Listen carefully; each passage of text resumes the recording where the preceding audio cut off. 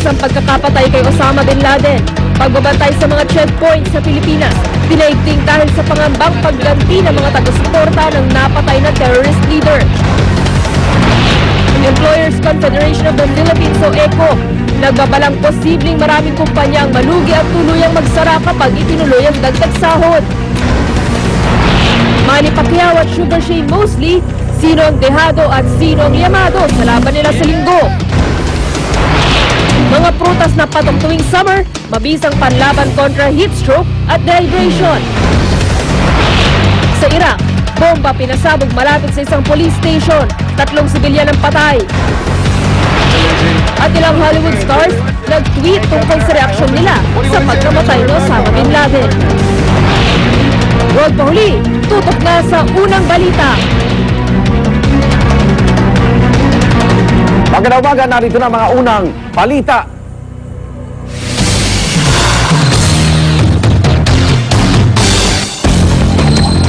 Naka-alerto na ngayon ang mga otoridad sa iba't ibang panig ng mundo sa posibleng pagganti ng mga galamay ng napatay na terrorist leader na si Osama Bin Laden. Maging sa Pilipinas, pinaiting na ang pagbabantay sa mga checkpoint bilang bahagi ng pag-iingat kontra terorismo. Darito ang report ni Tricia Zafra. Dahil sa pangambang gumanti at maghasik ng lagim ang mga taga-suporta ng napatay na Al-Qaeda leader na si Osama Bin Laden, lalong pinaigting ng pulisya ang seguridad. 4 na oras naging mabigat ang trapiko sa ilang kalye sa Metro Manila kagabi dahil sa pinapatupad na checkpoints. Para maiwasan yung malusutan tayo ng mga ibang grupo ng terorista na maaaring magsamantala o nakikisimpatiya doon sa pagkamatay ni Bin Laden. Wala namang reklamo rito ang mga motorista. Mabuti pang araw ito ayon kay Fernando Katapang na napadaan sa checkpoint kagabi papuntang Pandacan Oil Depot para kunin ang imamanehong oil tanker. Iwas hijack din daw ang pagtatalaga ng checkpoints. Sa gabi, doon lumalabas yung mga minsan hold-upper, snatcher. Malaking bagay po ito kasi sa mga panahon sa ngayon, kasi marami mga hindi natin kasiguradong tao. Panawagan ng pulisya sa publiko. Doon sa mga motorista natin, sana makipag-cooperate sila. Para sa unang balita, Tricia Zafra reporting. AFP at PNP naniniwalang hihina na ang pag-alalay ng Al-Qaeda sa Abu Sayyaf at Jamaah Islamiyah ngayong patay na si Osama Bin Laden. Narito ang report ni Marisol Abduraman.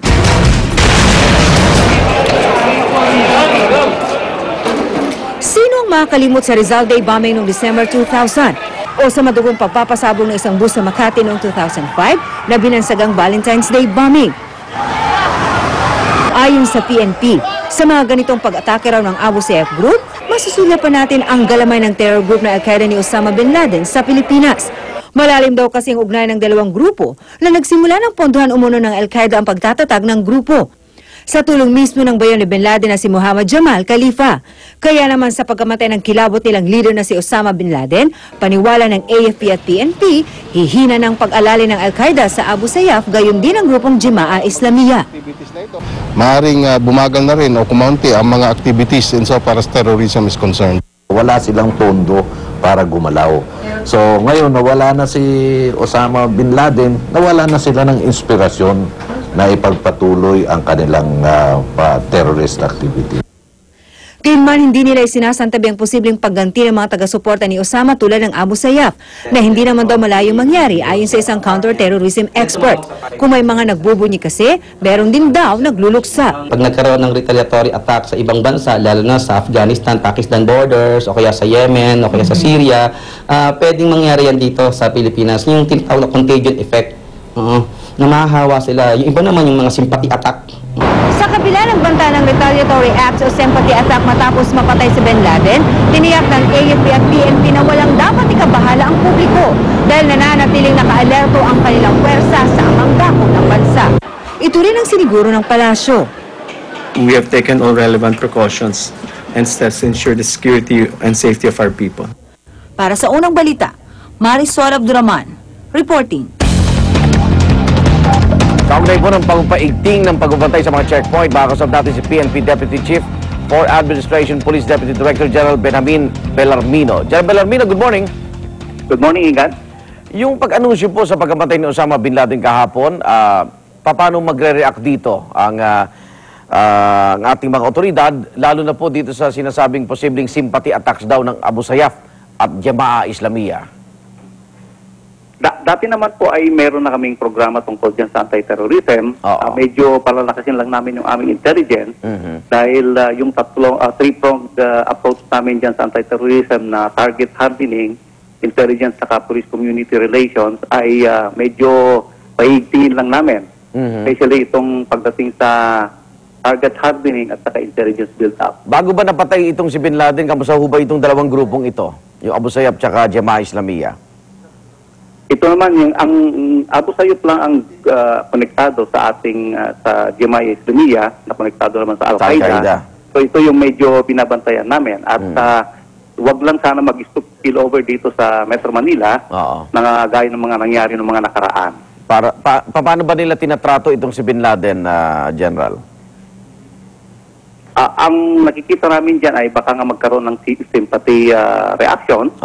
At ito yung ating babantayan dahil sa tingin ko naman, hindi ang Pilipinas kaagad ang una nilang tatargeting, kundi siguro yung mga US Embassy at sa mga American constituents all over the world. So anong alerto tayo ngayon? Wala naman na iga dahil kagagaling lang namin sa ating full alert. Pero pinaigting lang namin yung intelligence at saka niremind namin yung ating mga tauhan. Kaya nga nag-uumpisa na sila mag-checkpoint na medyo ito-target hardening na namin yung mga possible na atakihin ng mga nakasimpatya kay Al-Qaeda. Okay, maraming salamat po. Good morning, PNP Deputy Chief for Administration Police Deputy Director General Benjamin Bellarmino. Duda naman ang ilang eksperto na matatapos na ang military aggression ng Amerika sa pagkakapatay kay Osama Bin Laden. Ayon sa Ibon Foundation, posible kasing hindi lang ulo ng terrorist leader ang pakay ng Amerika. Narito ang report ni JP Soriano. Tonight, I can report to the American people and to the world that the United States has conducted an operation that killed Osama Bin Laden, the leader of Al-Qaeda, and a terrorist who's responsible for the murder of thousands of innocent men, women, and children. Ganito na lang ang pagmamalaki ng Amerika matapos mapatay ang kilabot na leader ng Al-Qaeda, si Osama Bin Laden. Ang itinuturong nasa likod ng magkakasunod na pag-atake noong September 11, 2001 na nagpabagsak sa Twin Towers ng World Trade Center sa New York at puminsala sa Pentagon.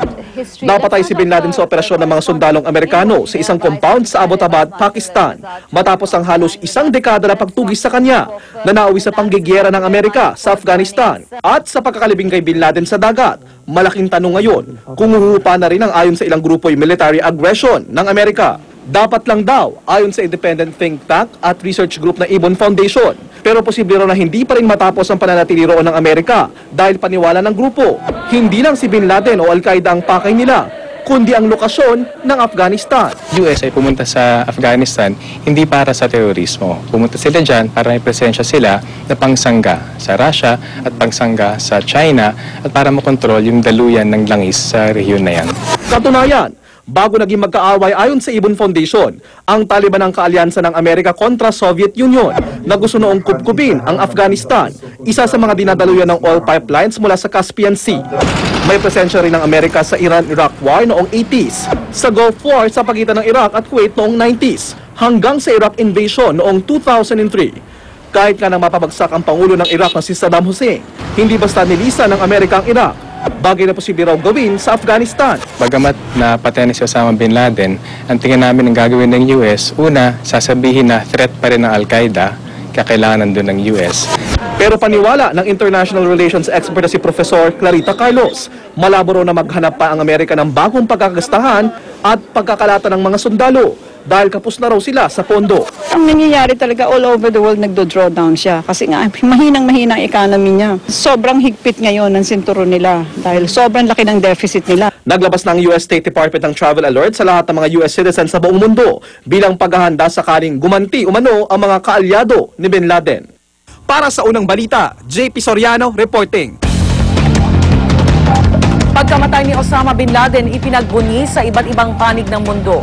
Pero may ilan din nangangamba sa posibleng maging epekto ng pagkasawi ng terrorist leader sa usaping seguridad. Narito ang report. Death of bin Laden marks the most Mistulang tumigil ang buong mundo sa loob ng ilang minuto nang formal na i-anunsyo ni US President Barack Obama ang pagkakapatay kay Al-Qaeda leader Osama bin Laden. Siya ang itinuturong nasa likod ng pag-atake sa Twin Towers ng World Trade Center sa New York noong September 11, 2001. Matapos ang anunsyo, biglang dagsa ang mga tao sa tinaguriang Ground Zero, ang lugar kung saan dati nakatayo ang pinabagsak na gusali. Napuno ng hiyawan ng lugar. Karamihan